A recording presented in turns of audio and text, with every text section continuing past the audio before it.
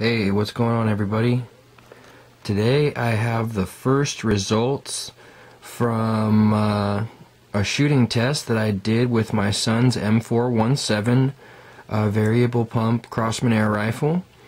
And basically what I went through and did is I took a pointed pellet and went 3 pumps, 4 pumps, 5 pumps, 6 pumps, 7, 8, 9, and 10. All the way up so I could get a good idea of what a standard pointed pellet would do at each one of the available power levels 3 through 10 pumps. Why do I say 3 through 10? Because it's a minimum of 3 pumps to fire. Any less and the pellet can become lodged in the barrel, which is never a good thing. So 3 pumps, 10 pumps maximum, using the standard 7.9 grain $2.88 for 250 count Crossman pointed pellet. You can see it's very linear. Very linear, and what I mean by that is it gets deeper in penetration and continues to get deeper and continues to get deeper until its maximum penetration at its maximum number of pumps. So I consider this a very linear penetration curve. Move down to the next one tested, which is the Crossman Destroyers. And now this is an interesting piece of soap to me because we have 3 pumps, 4 pumps, 5 pumps. 6 pumps is almost the same penetration as 5. And it's not like I miscounted. I paid very close attention to this, and this is definitely 5 pumps, and this is definitely 6. 7 and 8. With 8 being the deepest penetration, deeper than 9 pumps or 10 pumps. If you get a good look at this, hang on one second. The 8th pellet is the thinnest in diameter out of 9 and 10, out of 8, 9, and 10. And you notice that at power level 9 and power level 10, the pellet had more energy and expanded more. And because it did expand more, it didn't penetrate as deeply as this 8th round. So you see there's also a penetration curve to the Crossman that goes up and it peaks at the 8th pump, and it tapers back down by pump 10.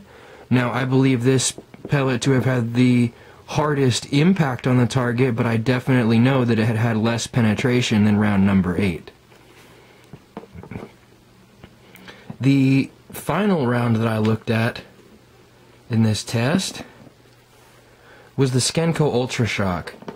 Similar results, except it stayed more linear. 1, 2, 3, 4, 5, 6, 7.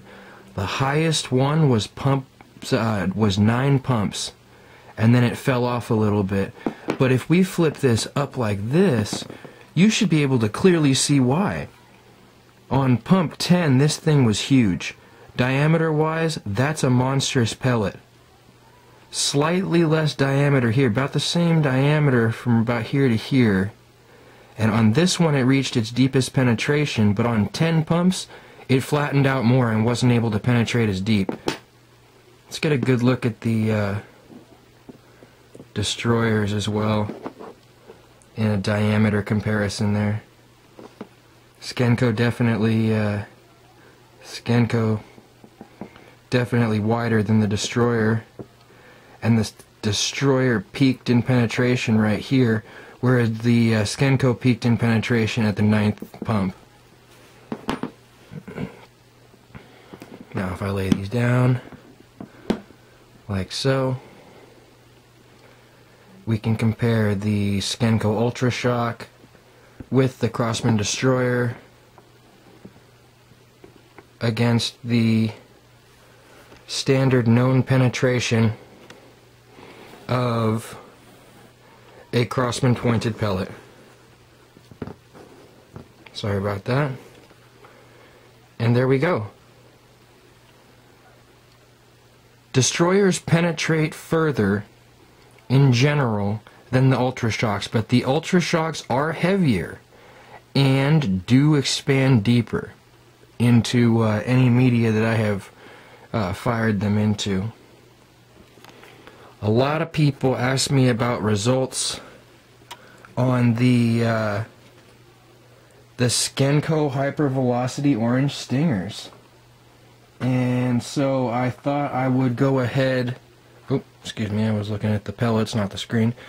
A lot of people ask me about the Orange Stingers. I thought that I would go ahead and fire an Orange Stinger at a maximum rated velocity of 10 pumps also, and then compare it to these impacts as well.